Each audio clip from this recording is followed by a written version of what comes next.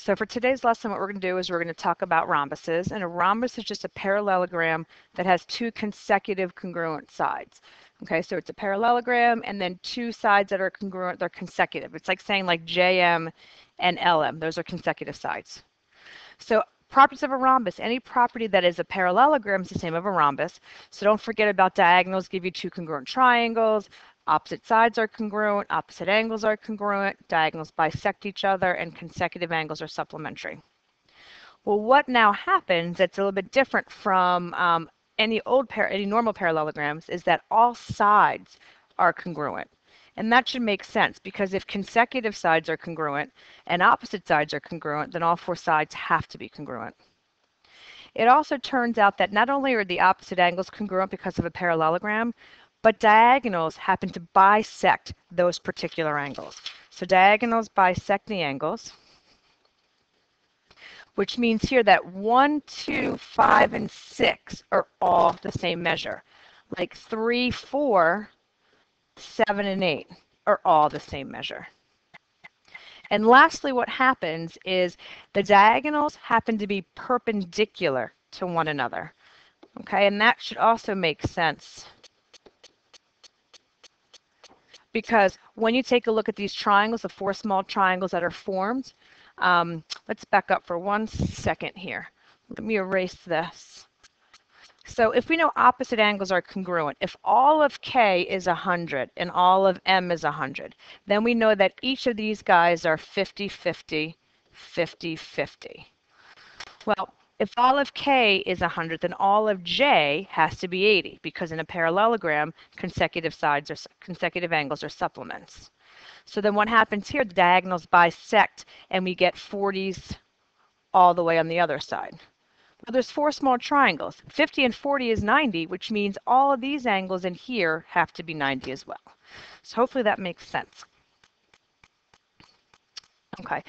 If ABCD is a parallelogram, and you know AB is 2x plus 1, DC is 3x minus 10, and AD is x plus 12, how do you know that ABCD is a rhombus?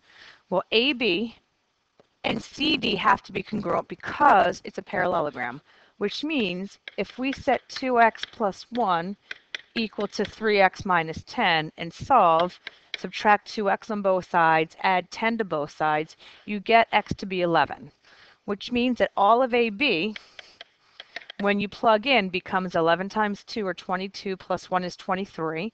CD, you could plug it in, but you know it has to be 23. Well, take a look at AD.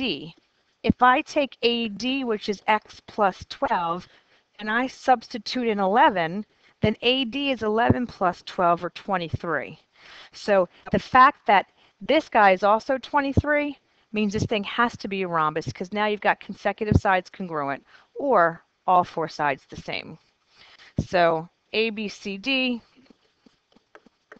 is a rhombus because consecutive sides are congruent. Let's try another one. If you have a rhombus ABCD, you've got the diagonal drawn, and you know that angle C is 48, so all of angle C is 48, then what are you going to find out from measure of angle ADB? And ADB is the angle that we're looking for that's right here. Well, you know that the diagonals bisect the angles of a rhombus, so you know that this guy has to be x also. And you know that CD has to be supplementary. So really all of angle D is x plus x or 2x plus 48. That has to be 180. So you've got 2x plus 48 equal to 180. Subtract 48 on both sides, and 2x equals 132. Divided by 2 on both sides, and x equals 66. So angle ADB equals 66 degrees. Okay. When you want to prove a quadrilateral is a rhombus, you can use any one of these methods. And the methods are basically talking about parallelograms. But find that you've got a parallelogram with consecutive congruent sides. Find you've got a parallelogram with perpendicular diagonals. You can find that you're a parallelogram that's got one diagonal that bisects the opposite angles. Or you could prove that the whole quadrilateral is equilateral. It's four sides all the same.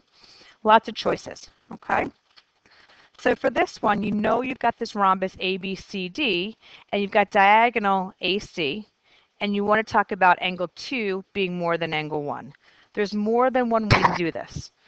So let's start this way. So we've got rhombus ABCD with diagonal AC, and that's given.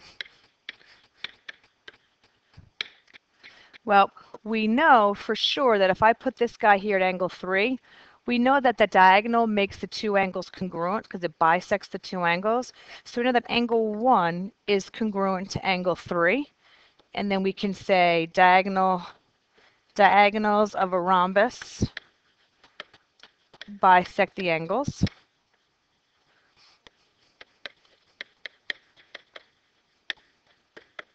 And we know from our old unit of inequalities that an exterior angle is greater than a non-adjacent interior.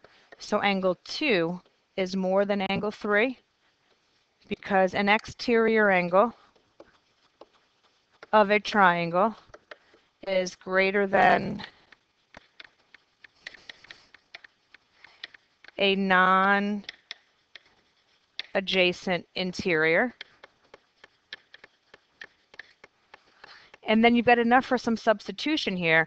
If 1 is more than 3, if 1 is the same as 3, but 2 is more than 3, then by substitution, angle 2 has to be more than angle 1. And that would be substitution inequality. Okay, let's try the next one. This guy, we've got rhombus ABCD, and then we want to prove that triangle ACE is isosceles. So we want to get this big triangle to prove this guy out here to be isosceles. Okay, let's see. Rhombus gives us a lot of stuff. So we've got rhombus ABCD, which is given. And then we know that in a rhombus, you've got the diagonals are perpendicular bisectors of one another, right? Diagonals always bisect each other in any parallelogram. And then in a rhombus specifically, diagonals are perpendicular to each other. So what we're going to do is we're going to write this. We're going to say BF. You can even do BD if you want. So we could say, well, we'll do that. We'll say BD is perpendicular to AC. And we'll say that diagonals of a rhombus. Here, we can do BD is perpendicular to AC, and then we're going to say BD bisects AC. And then we're going to say diagonals of a rhombus are perpendicular bisectors. With that, the fact that they're perpendicular, these angles are right, and then these sides are congruent. That's the bisect part. So let's maybe put some angle measures in here. We'll call this guy angle 1 and this guy angle 2. So we're going to say that angle 1 is congruent to angle 2. And then we're also going to say, what's the state? Let me pause this for a minute. So in the same line, we're going to say angle 1 is congruent to angle 2, and we're going to say that, try this again, that AF is congruent to FC. And that's going to be definition of perpendicular bisector.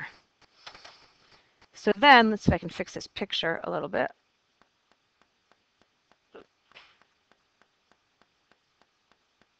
Okay, I think that'll work. So then we also can say then in 4, EF is congruent to EF, and that's reflexive. And with that, now we've got these triangles that are congruent, these big triangles, AEF and CEF. So we've got triangle AEF is congruent to triangle CEF, and that's because of side angle side. And then we can say that AE is congruent to CE because corresponding parts of congruent triangles are congruent, CPCTC. And then finally, we can talk about how that triangle is isosceles. Get this down. Triangle ACE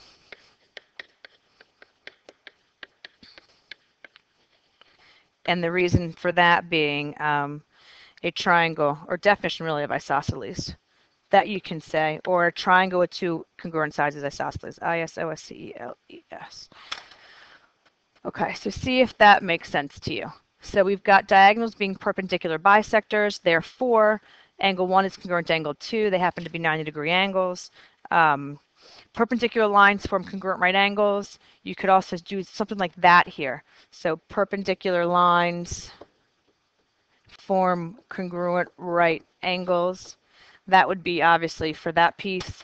And then definition of a bisector is why AF and FC are the same. And then again, you've got the reflexive piece. If I can kind of slide this thing over a little bit. So you got the reflexive piece, and then you've got side angle side.